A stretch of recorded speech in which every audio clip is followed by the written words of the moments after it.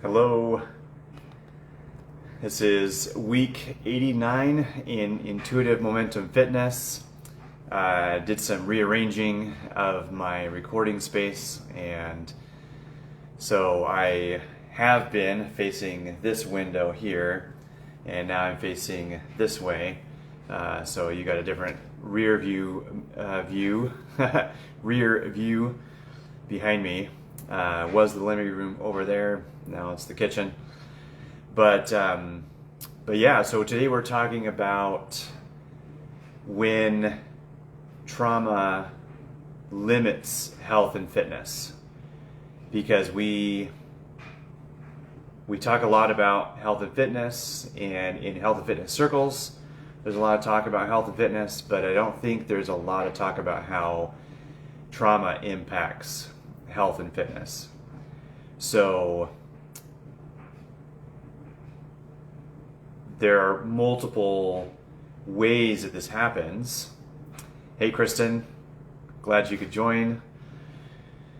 So I have some examples. When I was younger, there was a lot of things that were limiting my health and fitness journey, and most of you know more of that whole story, because that's what my whole adult life has been consumed by, is understanding how to apply health and fitness principles in a situation where you've got complex PTSD and autoimmune issues and everything is working against you. But even now, there are limits. Manavit, great to have you here. Glad you could join. So even now, I experience social anxiety and overwhelm in certain settings. And so if we're all eating foods, or foods being served, or ordering things, like, my anxiety and overwhelm can make me not want to be an inconvenience to anyone, or even just be weird. So it can be challenging for me to speak up for my needs and say what I need nutritionally, or even ask questions about things, investigate. And so that's an area where I can have challenge now, or my health and fitness is limited because of my ramifications of my trauma. Or I can be very easily triggered in a situation and all of a sudden be experiencing emotional flashbacks and like trying to calm my nervous system. And so in this situation, normally I'm doing my work stuff sometimes at home, and if I'm at home, then I'll do my workout in the middle of the day, which is what I love to do right before lunch. And I look forward to that time. But if there's something triggering me and I'm really stressed out, then I keep getting distracted from what I'm intending to do, and I get off schedule. My workout gets later, my lunch gets later, every other part of my day gets later, and it can even affect my quality of sleep, and then how I'm feeling in a big way the next day. So hey Adam, glad you're here. And I think there's a fourth person on. I'll see when Facebook tells me who that is. But yeah, so there are definite real-time, constant impacts of trauma. And so I wanted to find out from you guys what you had to say about that. And Nate Postelwaith, I think, is how you say that, but he had a traumatic childhood, talks a lot about trauma, and articulates things in amazing ways. But one of his tweets was, "What doesn't kill you makes you live in fight, flight, freeze, or fawn with a rattled nervous system. Take your time adapting and healing. You don't owe further explanation." And that's so true, because I think a lot of trauma survivors, especially people in this group, are very empathic, so we're highly aware of what everyone else is experiencing and how they experience us. And so it's easy to jump into their experience of us and try to figure out if we are making sense to them. And so there is that temptation to over-explain. And then if you don't think it's going to make sense to them, then sometimes you just don't explain. You just try to deal with things. So, and that's challenging. That's brutal, and it really limits your expression, your visceral experience in the world, because you're shutting yourself down. So, what are other ways that trauma might impact health and fitness? Or how might health and fitness trigger trauma? Whether it's flashbacks or a PTSD episode or whatever. So one is just the whole idea of being disciplined and regimented. Because health and fitness require some consistency. There is a lot of talk about motivation and discipline and all of that within the health and fitness circles, but that can trigger flashbacks of controlling parents or in controlling environments, or lack of freedom, or lack of acceptance for who you are, because there's very real abuse that happens from parents when they want you to be a certain way and they don't like the way you are, and so they won't let you be the way you are.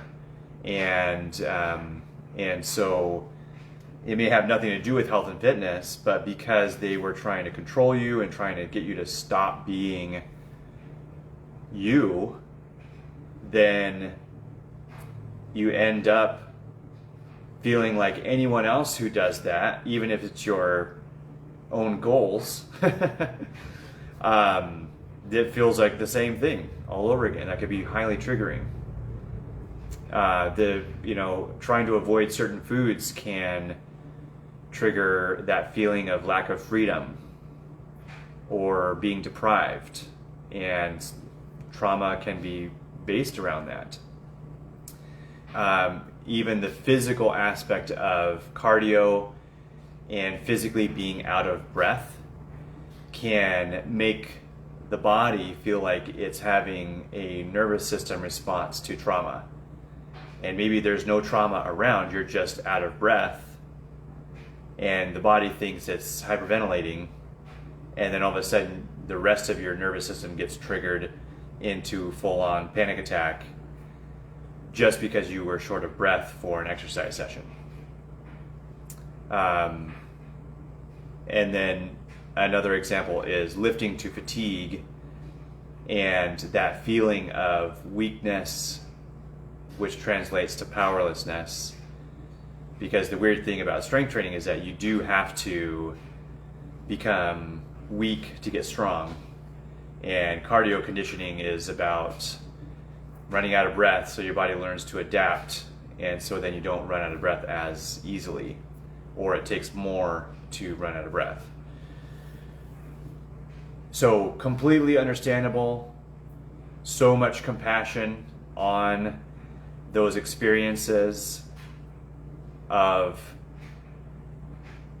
being triggered into reliving trauma because of flashbacks And some of you guys have statements that are very specific to these areas, and so I'll be addressing that specifically when we get to your comments.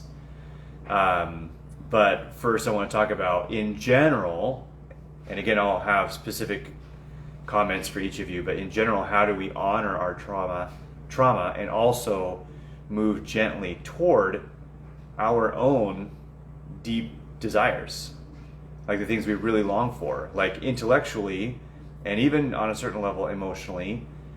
We may desire certain aspects of health and fitness because that will allow us to live a more vibrant and engaged life. But there are aspects of our trauma that get triggered a lot of times with the process of moving toward those goals. So, how do we do that? So first, become honest about needs and deep desires, moving from survival to thriving. So most of the time, when those feelings of trauma get triggered in us, that activates that survival feeling, that survival mode. And we kind of go back to that. Even if for most of our current life we don't necessarily live in survival mode, those moments of being triggered or experiencing some kind of flashback activate that survival mode again, because it's very familiar. And so in survival mode, we're pretty powerless. We need help from others. We're looking to others to rescue or save us, and that's not a judgment. It's just that's usually the state that we get thrown back into. So kind of being both the guardian and the victim at the same time, we can switch roles. We need to look out for ourselves, take care of ourselves, provide for ourselves. And so from that higher perspective, we know that we are moving into thriving from surviving mode. And so ultimately, we are going to be moving toward things that trigger that survival mechanism, and reassuring ourselves that we are safe, we are cared for, we are loved, and all those things. So, but we do have to move toward thriving if we don't want to stay in survival mode the whole time for the rest of our lives. And so that means that those things will get triggered. So then, number 2, look at the habits of daily living and identify what habits are more in line with the survival mode and what habits are more in line with the thriving. And you can feel that.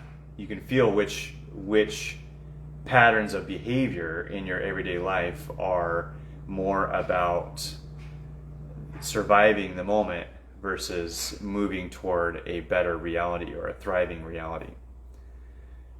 So then identify the habits that would help you move toward the deep desires that you do have for better health, for better mobility, or fitness, or whatever it is. And then, what are those habits? And then how can you make those habits smaller so that it's realistic to fit into your current life? And then 4, start with those habits and be patient and consistent. Patience and consistency. Hey Sue, glad you're here. Thanks for joining us. And then number 6, adjust or repeat as needed. So those are the things that can help us move through trauma to thriving. And I will be applying that to your specific situations. So let's dive in. So Christy says, if I were to dig deep, I've always been uncoordinated and unsure of myself physically. Thinking comes naturally. I can think circles around people. I am creative and an empathic nature. Physical activity though, well, I actually have to work and exert an uncomfortable level of focus. And even then, I'm only marginally successful. I had zero self-esteem growing up, so any hit was a core hit. I didn't develop it. I just wrote myself off and pursued non-physical goals. I'm extremely routine driven. If it's not my routine, it's next to impossible to make it happen. Because I wrote myself off physically, I never developed any routine around the physical stuff, activity and things. And it was okay for a while until I hit a decade of barely controlled depression and gained over 100 pounds. After that, and a lifetime of failure, really non-success, but it feels like failing in anything physical, well, it just feels like a lost cause. Christy, I totally understand this, and I have all the empathy and compassion for what you're experiencing. And so it sounds like you would like to lose some weight, but it feels impossible because being physical and doing physical things has just felt like something that you fail at over and over and over again. That's the lifelong message that you've received about that. So I love that you know that your strengths are mental and emotional, with your empathy and being able to think circles around people. So your mind and your emotions are very, very, very strong. And I love that, and I really do support you making that your focus and your goal. That your priority is going to be your mind and emotions. But obviously you live in a physical body also, and you do desire health and thriving for your physical body. So how it feels like there's just this chasm between what you love, focusing on your mental skills or your emotional skills, and then the physical body that you have, that you live in, and that you do life through. And so I do support you and agree with you that your mind and emotions are where your gifts are, and kind of your magic. And so that's the priority. That's the main thing, but it is affected by your physical health as well. So how do we put a minimal amount of focus on the physical body so that your physical body can support your mental and emotional priorities and your goals?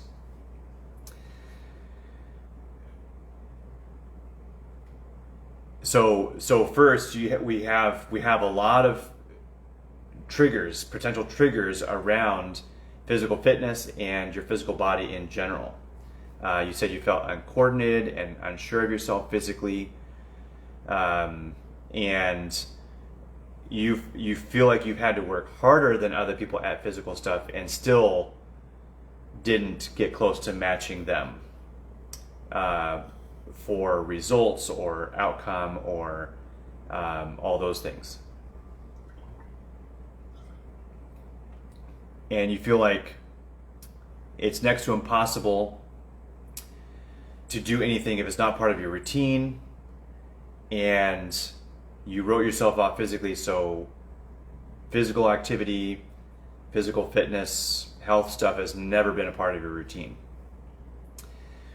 So I would look at what are your patterns, because you do move, and you do have meals. So what are the patterns around movement and meals? And how do we improve those or increase them to a minimal level that allows some movement generally toward your overall goals? So right now you have a lifetime of associations and expectations with physical activity that you're not good at it. These are beliefs that you've developed, and so that's really tough, and that will take some adjusting. So you're the only person that can kind of like come up with the actual answers, but here's some suggestions. We want to distinguish the activity that you are going to be doing for your well-being from all those associations that you have with fitness early on in life. So your exercising doesn't have to look like anyone else's exercising. Your self-care doesn't have to look like anyone else's self-care. It doesn't have to be associated with some kind of outcome goal. It doesn't even need to be associated with losing weight. This is just because you care about you and you value you and you love you. And even if it's mostly your mental and emotional you, for the sake of your mental and emotional you, you may do some investing in the physical you. And so that may look like going for a little walk in a place that you enjoy, or doing some kind of activity that you enjoy that's a little bit more physical. It may mean doing some of those simple things that are most effective, like bodyweight squats and push-ups against a counter to strengthen your muscles. It sounds like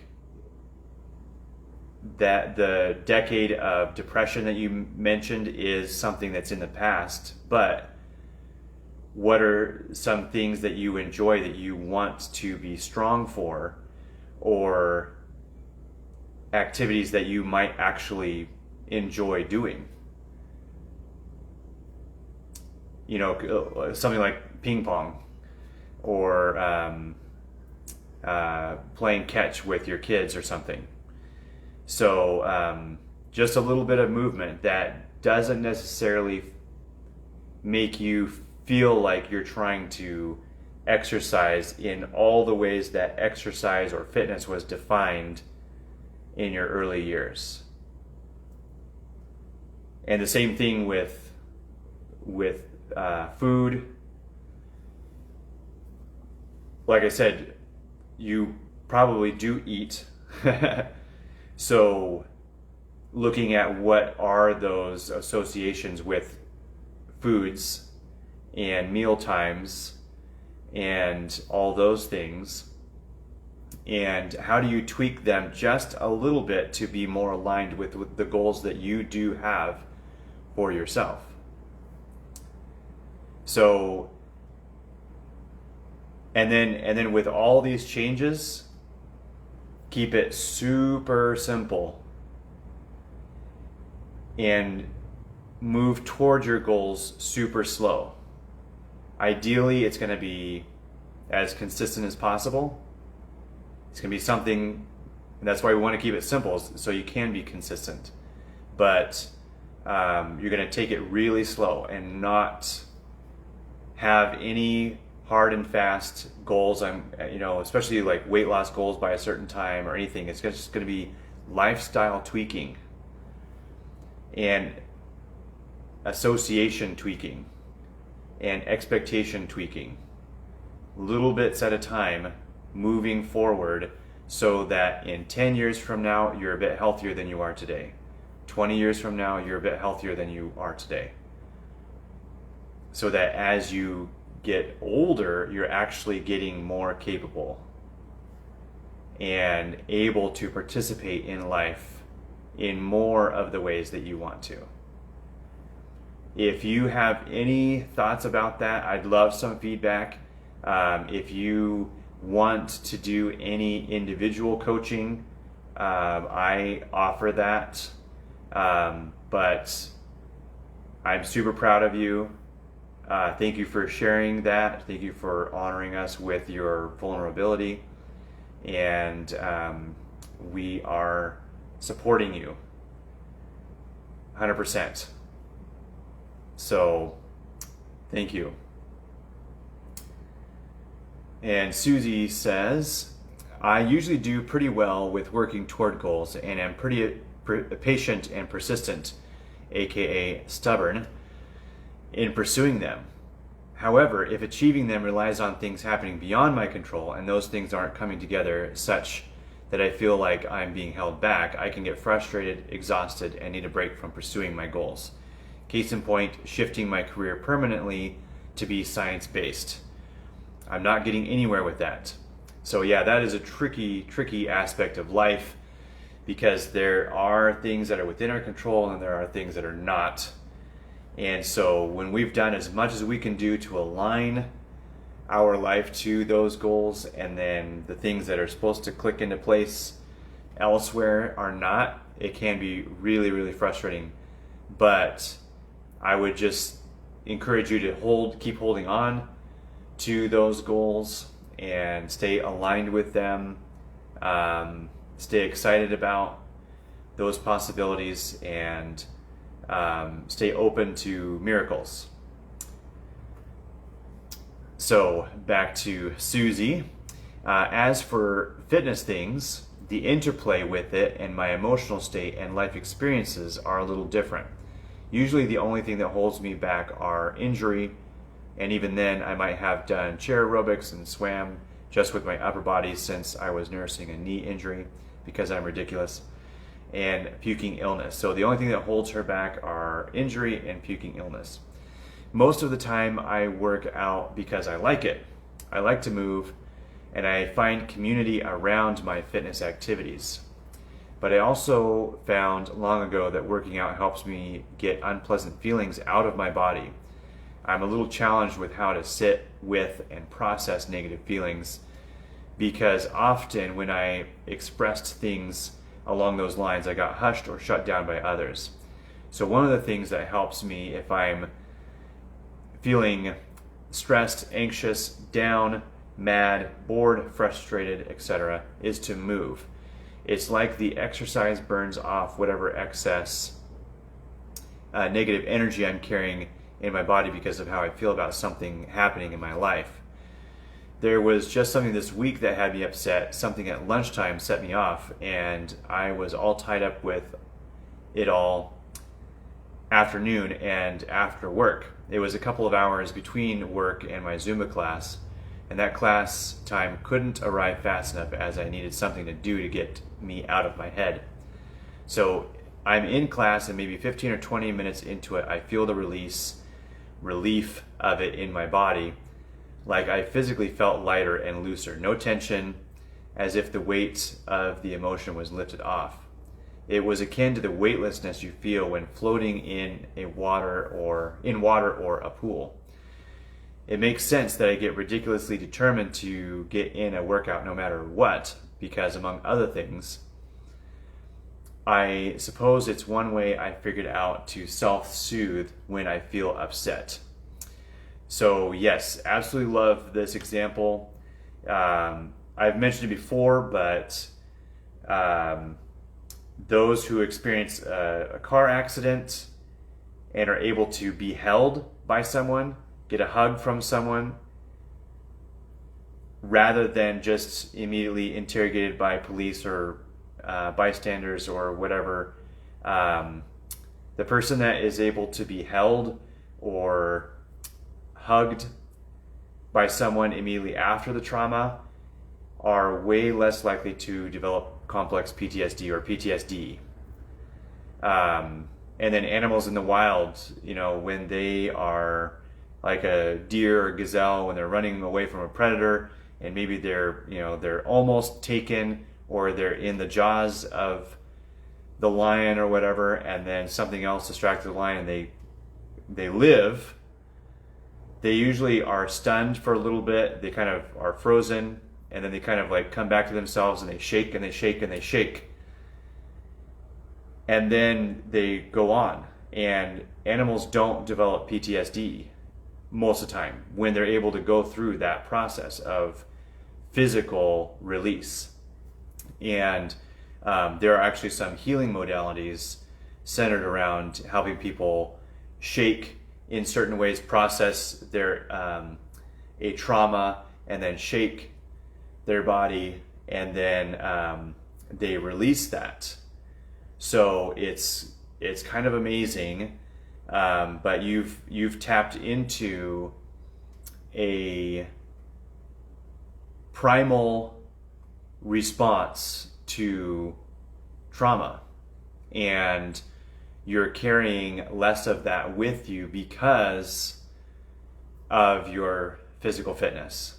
So that is awesome. Really good example. Thank you for sharing that. And you commented here. Okay. So there's some weird things happening with the reactions. So yeah, no worries about that. Kristen says, so true, Susie. Exercise definitely helps us move through the stress cycle. They talk about that in the book Burnout. You're right on. Cool. Yeah, so there's definitely some primal physiological wisdom within the body to release negative emotions, trauma, anxiety, fear, anger, all that sort of thing through workouts. And there's a t-shirt that says, I work out because I don't want to go to jail.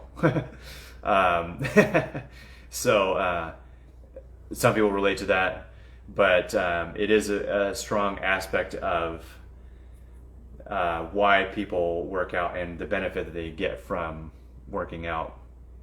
So thanks for sharing that, Susie.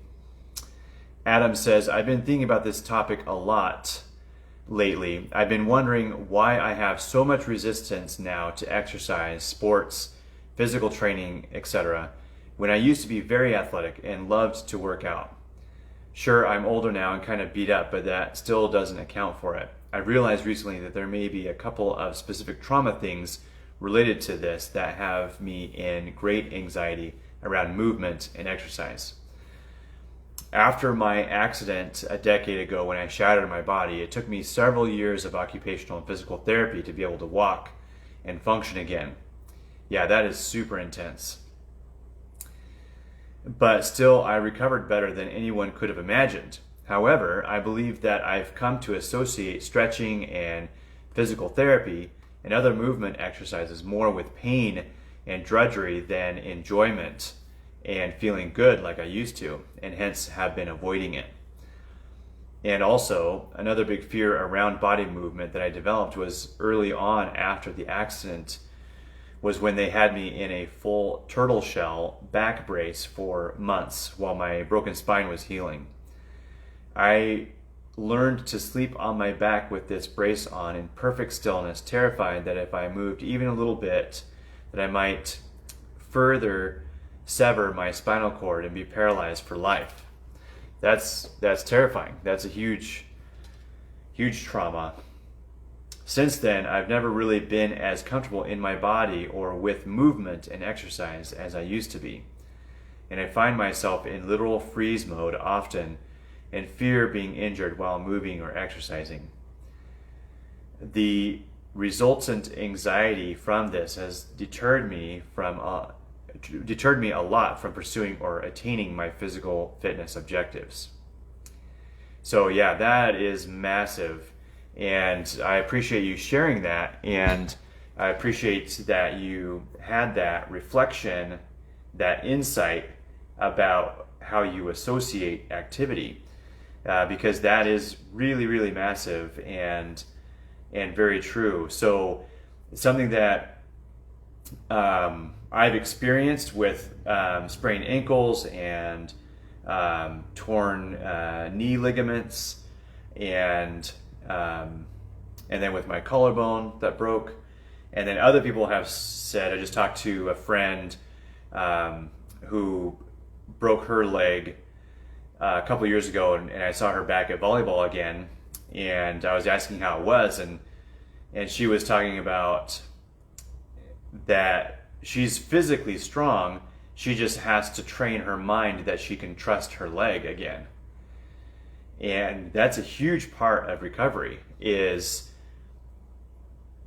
that mental hesitation for the movement and for the activity, and the instant fear and anxiety that gets triggered chemically in the body with certain activities. So I would say that more important than any kind of specific fitness routine right now would be for you to choose activities based on how fun they are and how safe. Think it through. But the body is amazing. If it's been a couple of years, let's say your accident was a decade ago, and so I have been amazed at how the body wants to be whole. It wants to be strong, and it will adapt to whatever it can. So I love that you take all the walks that you do. I see you post pictures of that on Facebook and Instagram, and so going for walks is good. But specifically for your spine, if you were to wear even a small 10-pound vest or a backpack with a little bit of weight on it, that is amazing for strength training, for bone and muscle density, for the spine. But that's not necessarily fun. Unless it is, then do that for sure. But I would also suggest for you some gentle activities that are, logically, are probably not going to hurt yourself. And so if you found some people to play some ping pong with, there's not a lot of movement or exertion, but it is good, like a little bit of rotation, a little bit of hand-eye coordination. And if you get a partner that you're equal to, then you get some good cardio as well. You get your blood moving, your breath patterns going, or even just like coordinating stuff like playing catch with someone, either a baseball and a mitt or a football, or kicking a ball back and forth. If that's fun, then do some of those things. Even riding a bike, if that's fun, ride a bike.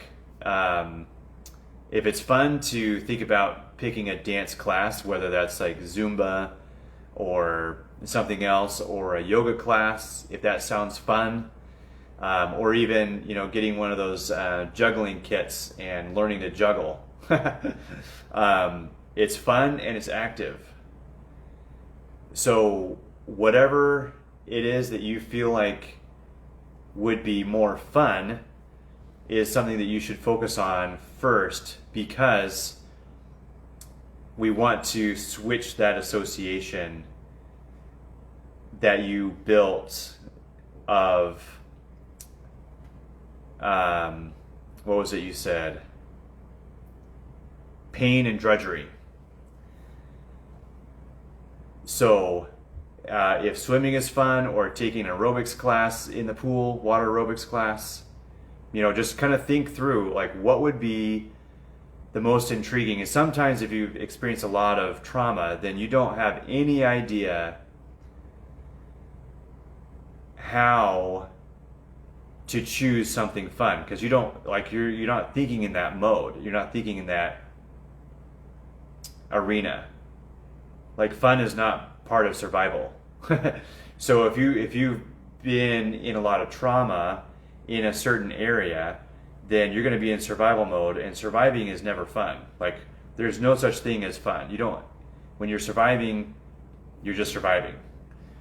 So the biggest thing right now is to make your best guess at what might be fun and try to do that. So, Google, where could you play ping pong with people, or take ping pong lessons, or take a dance class, or a water aerobics class, or, playing frisbee with the dog, or playing catch with someone, or whatever. Like, just what are activities that might become fun, even if fun isn't something that you can think of in those terms yet.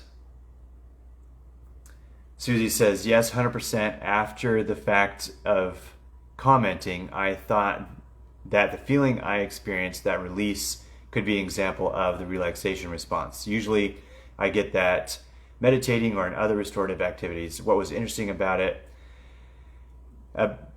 this last time was that in addition to the feeling of a weight being lifted, was I had a few moments where I was like, none of my orthopedic issues hurt right now. That is amazing. Cool. Yeah, so that actually, like, some of the things that Susie talked about applies to Adam, and kind of that reassociation, and maybe, figuring out how to switch the exercise from a trauma-inducing to a fun-inducing experience. Susie says, ooh, water aerobics classes, those are nice and a great workout. Yeah. So Robert, or Adam, be thinking about what might be fun, what would be the most fun activity you could think of. And focus on that, regardless of whether it's like the most aligned with your fitness goals, because the first thing we need to do is switch that association. So I feel like that's the next project. So hopefully that's helpful. Feel free to leave comments about that, or send me a voice message like you've done, and we'll chat about those things. So thank you for sharing that.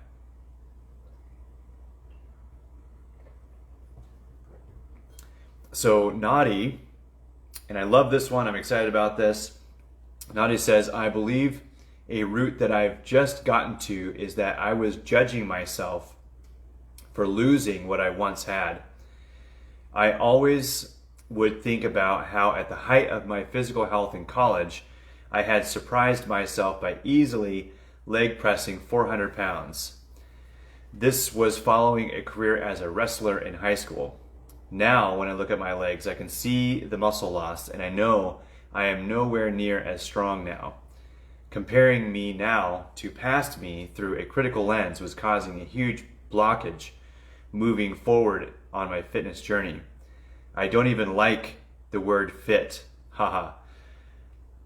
Anywho, I guess that's the trauma of losing, let's see, lost my spot. Losing a past version of the self. But I must say that the last breakthrough is going strong. 2 weeks into a fabulous new habit, and go figure, the emotional reason was the key. Wow, cool. So I'm glad that you have 2 weeks now under your belt, and that finding your emotional reason for moving toward your goals was the key. We talked about that. I can't remember if it was last week or the week before, but yeah, how do you move forward?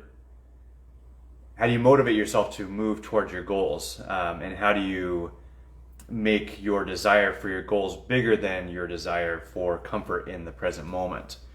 So So yeah, so I'm really happy about that. But this is huge, and something that many people can relate to, because being an athlete in high school, being a wrestler in high school, and then noticing that you were able to easily leg press 400 pounds in college, and then it's been a long time since you've been consistent with those things, and so you feel like you've lost what you once had, and you are no longer the person that you once were, and all that. So yeah, that is a huge aspect for a lot of people.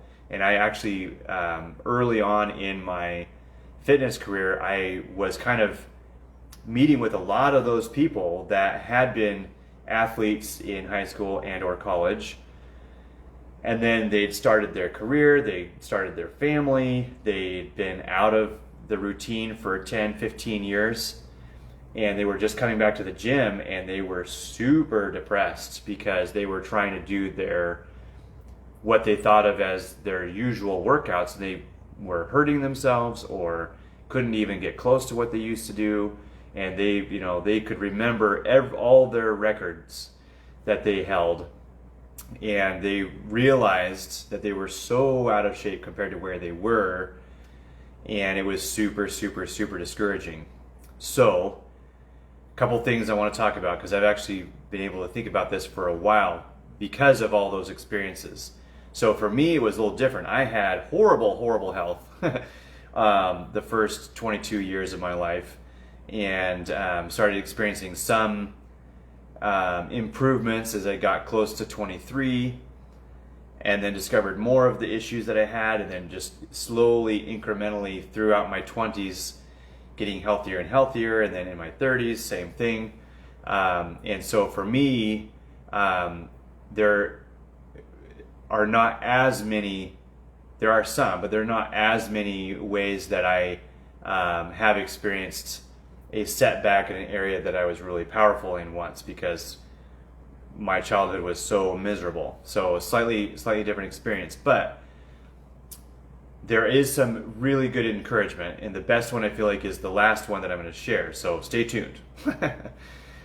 So first, are you able to be here now? Like, not be here and there comparing yourself, but just be here now. If you want to get stronger, you have to reach fatigue in the muscles a couple times a week. So are you able to do your body weight squats or leg press 150 pounds instead of 400 pounds, or whatever it is? You know, whether you're working out in the gym or working out at home, are you able to do the smaller things now and just focus on, hey, I'm just reaching fatigue, that's the goal. And if I reach fatigue, I win. It doesn't matter that I reach fatigue doing way less than I used to do.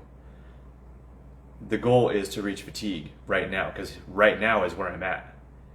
And I can't get to where I was by agonizing about where I'm at, but I can invest in a better future for my future self by spending some time focusing on where I'm at right now.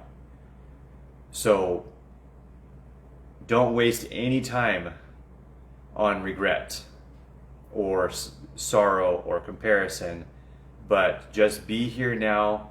Do the little simple work, whether it's a set of bodyweight squats to 30 or 50 and just getting some shaky legs. Like, that's a good thing. Your body's going to respond to that, and it only takes a minute. And then the other thing is, life is a series of up and downs.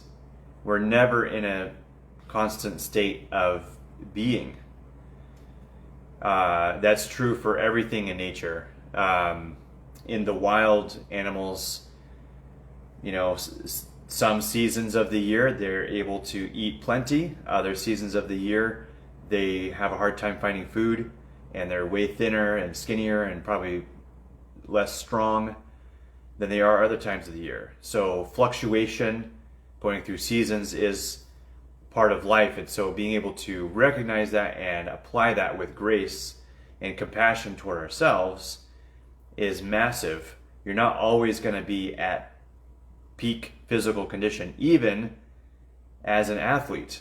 You know, a normal sports training cycle for high school athletes or college athletes or professional athletes is to have a season where they play their sport, and then a season, usually sometimes the winter, their off season, is where they kind of focus on strength training, build up the bone density, build up the muscle density, build up the joint integrity. And then there's preseason, and that's when they do less strength and they do more skills focus. And then they've got their actual season, and that's when they're doing less workouts because they don't want to beat up their body.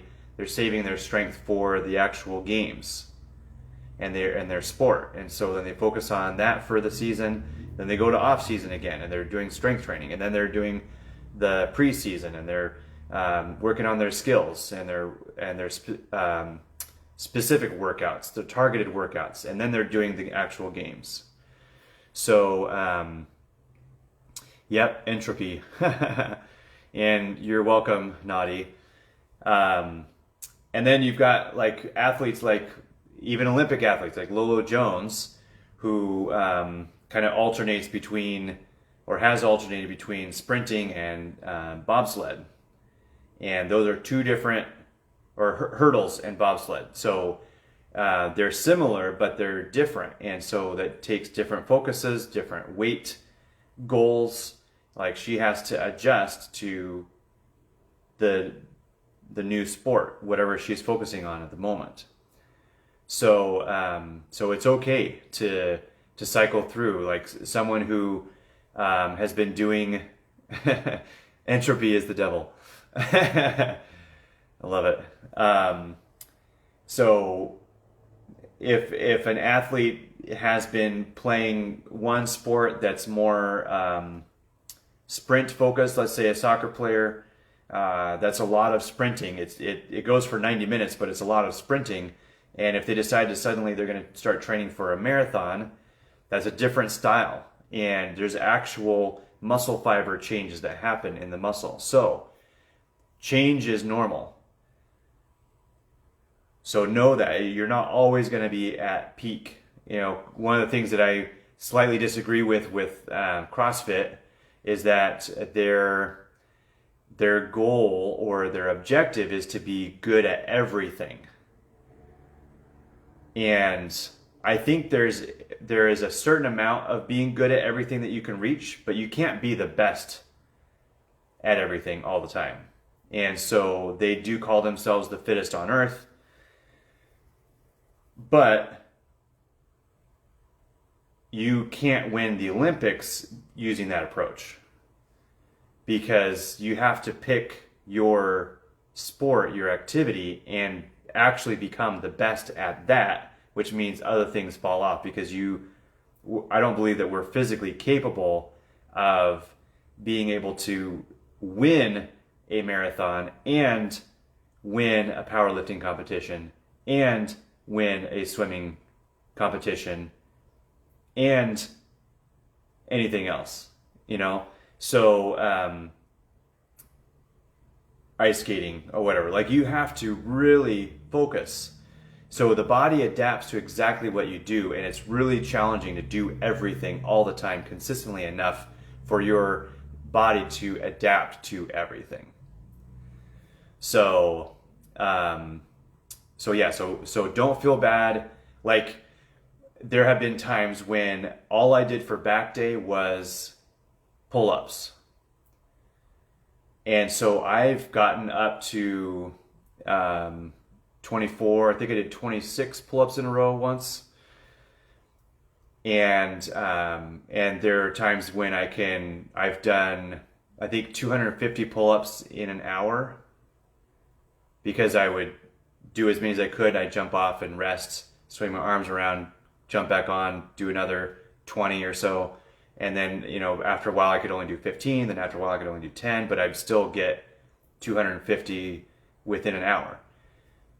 But that means I wasn't doing my bent over rows. It means I wasn't doing my lat pull downs. It means I wasn't doing like deadlifts or anything else like those other back workouts. So I was specifically just doing pull-ups over and over and over and over again. And so it was fun to do that for a few months in a row and see what I could get to. But then it's time to do something else. And so then now I can't do that many pull-ups in a row. There was a time where I was just doing weighted walking lunges with dumbbells for leg day, and that was all I did. And so when I was working on, I eventually got up to carrying, I think I was carrying my body weight, so like two 90-pound dumbbells, one in each hand, 3 sets of 20 lunges was what I worked up to. And that was a lot, and I was really proud of being able to get to that point. But I also wasn't doing squats. I wasn't doing single leg squats. I wasn't doing squat jumps. There was all these other things like inner outer thigh, deadlifts, all this stuff. I was just focusing on that one thing. So now I can't pick up the 90-pound dumbbells and do 3 sets of 20 repetitions. And that's okay. So all that to say, your body goes through cycles. And so you're not always going to be the best or your best at everything that you do. But this is the last piece I want to share. And this is what I promised was most encouraging, was that it is always faster to rebuild strength in your body than to build it. So what I mean is, if you've been a certain strength and had certain muscle density and had certain routines in the past, it will always be easier for you to get back to that than it would be if you had never had that in the past and you're getting there for the first time now. Doesn't mean it's not impossible if you're doing it the first time now, but it is easier to rebuild muscle than to build muscle. So I hope that is encouraging a little bit, because it's so valuable to remember that your body remembers and that you can get back to those things. Yeah, so Nadi says, I settled on wrestling because my body cannot physically run fast due to its makeup. Yeah, that's awesome. And wrestling is amazing. It's actually that kind of core strength, joint strength, limb strength is so valuable for longevity. Way more than running, actually. So yeah, good for you. And you will get back to it, and you will probably surprise yourself at how quickly your body will respond, because it knows what you're doing. It's like, oh yeah, I remember this. And it will build up those muscles and those tissues because it knows what you're going for, because you've done it before. So yeah, good job. Susie says, yeah, I don't buy that Excel be best at everything stuff. Like just thinking of sprinting versus distance endurance activities. Usually you're either oriented one way or the other, or have muscle types for one or the other. I learned from track and swimming that I'm definitely not a sprinter in any way, shape, or form, but I have endurance like crazy. Yep, totally. And it is easier to work with your body. Usually your body makeup and your natural inclination line up. So I hate running in a straight line. I hate running endlessly, but I love sprinting. And so soccer, pickleball, volleyball, basketball, those things are more fun for me than thinking about doing a marathon or something like that. So, and I'm better at the quick movements than the long distance movements. But I have friends like Susie, another friend, Angela. She's done 10 or 11 Ironman competitions. And she is so built for endurance, but she gets injured whenever she tries to do strength stuff. So she does strength stuff, but it's high endurance strength stuff, not actual strength stuff. So it's really interesting how our bodies are built, and we do have more of those muscle fiber types that lend toward one or another of those directions. So pretty amazing, the Ironman stuff. So I'm glad that's helpful, Nadi. If you have any more feedback or thoughts, I am all ears, so post in the group or comment below, and we'll carry on the conversation as needed. But thanks for engaging with me. Hope you guys have a great week. Talk to you soon. Love you all.